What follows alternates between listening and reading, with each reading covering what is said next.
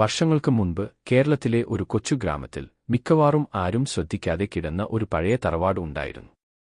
ആ തറവാട്ടിൽ ഒരുപാട് കാലമായി ആരും താമസിച്ചിരുന്നില്ല. ജനലുകൾ തകർന്ന്, വാതിലുകൾ ഇളകി, കാടുകേറിയ ആ പറമ്പ് ഭയമുണർത്തുന്നതായിരുന്നു.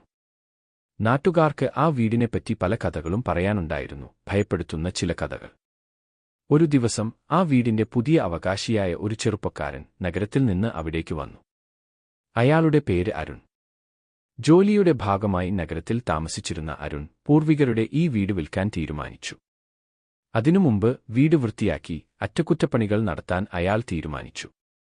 വീടിന്റെ ചുറ്റുവട്ടത്തെ കാടുകൾ വെട്ടിത്തെളിക്കുമ്പോൾ വീടിന്റെ പുറകിലുള്ള ഒരു പഴയ കിണറിനടുത്ത് മണ്ണിനടിയിൽ എന്തോ ഉറച്ച ഒന്ന് തടഞ്ഞു.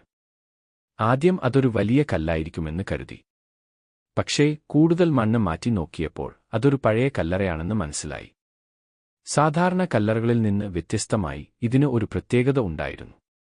അതിന്റെ അടപ്പ് ഒരു പ്രത്യേക ലോഹക്കൂട്ടുകൊണ്ട് ഉറപ്പിച്ചുപോലെ തോന്നി. മാത്രമല്ല, അടപ്പിൽ ഒരു പഴയ ലിപിയിൽ എന്തോ കൊത്തിവെച്ചിരുന്നു. ആർക്കും അത് വായിക്കാൻ കഴിഞ്ഞില്ല. അരുണിന് ആകാംക്ഷയായി. അയാൾ നാട്ടിലെ പ്രായമുള്ളവരോട് ചോദിച്ചു. ആ കല്ലറയെക്കുറിച്ച് ആർക്കും അറിയില്ലായിരുന്നു. തറവാട്ടിലെ മുന്തലമുറക്കാരോടും മറ്റുള്ളവരോടും ചോദിച്ചിട്ടും ഒരു വിവരവും ലഭിച്ചില്ല. ഇത് എപ്പോഴാണ് അവിടെ വന്നതെന്നോ ആരുടേതാണെന്നോ ആർക്കും അറിയില്ല. ആഴ്ചകളോളം അരുൺ ആ കല്ലറയുടെ രഹസ്യം തേടി നടന്നു. പഴയ പുസ്തകങ്ങളും താളിയോലകളും പരിശോധിച്ചു. ഒടുവിൽ വിദൂരത്തുള്ള ഒരു പഴയ ക്ഷേത്രത്തിലെ പൂജാരിക്ക് ഈ ലിപിയെക്കുറിച്ച് അറിയാമെന്ന് കേട്ട് അരുൺ അവിടേക്ക് യാത്രയായി. പൂജാരി ആ ലിപി കണ്ടപ്പോൾ ഞെട്ടി. അത് വളരെ പഴയതും ആർക്കും അധികം അറിയാത്തതുമായ ഒരു ഭാഷയായിരുന്നു. പൂജാരി ആ ലിപി വായിച്ചു.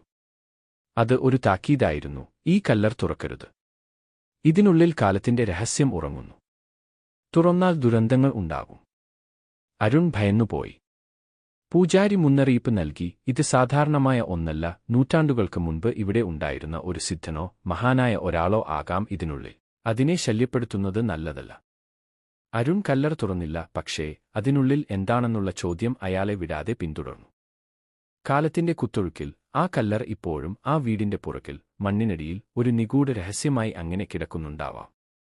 അതിനുള്ളിൽ എന്താണെന്ന് ആർക്കും ഇന്നും അറിയില്ല. ഒരുപക്ഷേ ആ രഹസ്യം എന്നേക്കുമായി മണ്ണിനടിയിൽ ഉറങ്ങാൻ വേണ്ടിയായിരിക്കാം.